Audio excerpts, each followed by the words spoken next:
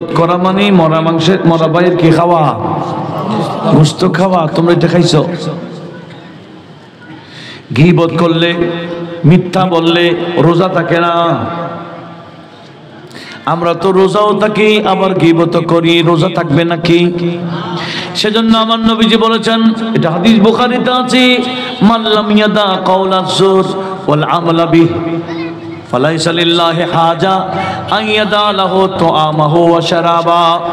যে বান্দা কি মিথ্যা ছাড়ে নাই, মিথ্যা আমল ছাড়ে নাই, গীবত ছাড়ে নাই, পরনিন্দা ছাড়ে নাই, চুগলি ছাড়ে নাই, এই বান্দার কোনো প্রয়োজন নাই উপবাস থাকার, পানাহার ছাড়ার।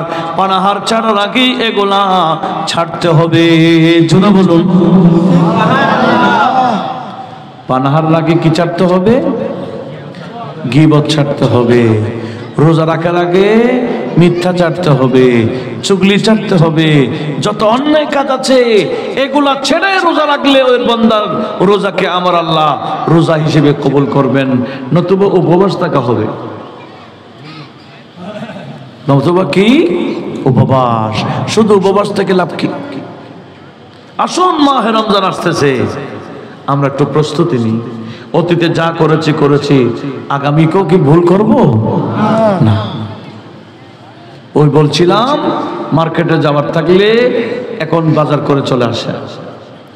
আর এলাকার গরিব মিসকিন আত্মীয় স্বজনের মধ্যে যারা গরিব আছে, যারা আপনাকে খুঁজে না, বলে না, লজ্জা করে, দরকার বশত রাতের গভীরে গিয়ে পৌঁছায় দেন, কেউ না দেখে মতো।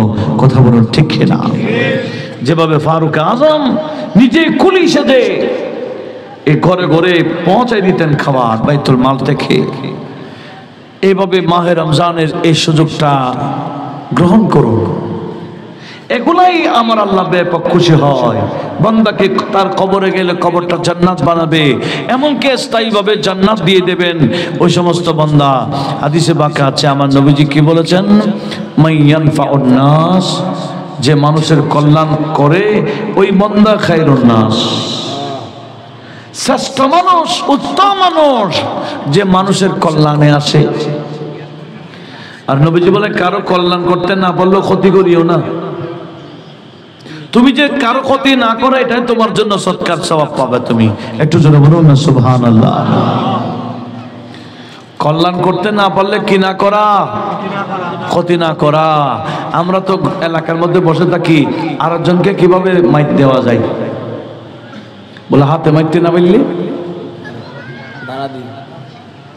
বলে না, এটা কি দিয়ে? ওই দাঁড়া দিয়ে, মানে তাবিজ দিয়ে, তাবিজ দিয়ে মারে না। এটা আখেরি জামানে তাবিজ বেড়ে যাবে, সেহর বেশি বেড়ে যাবে, কুফর কাজ, এই শয়তানি কাজ বেড়ে যাবে। এই যারা কুফর কাজ করে লাইলাতুল বারাতও তাদের আমার আল্লাহ কবুল করবেন না, মাফ করবেন না। এরকম অনেক আছে না? গ্রামগঞ্জে কম না বেশি?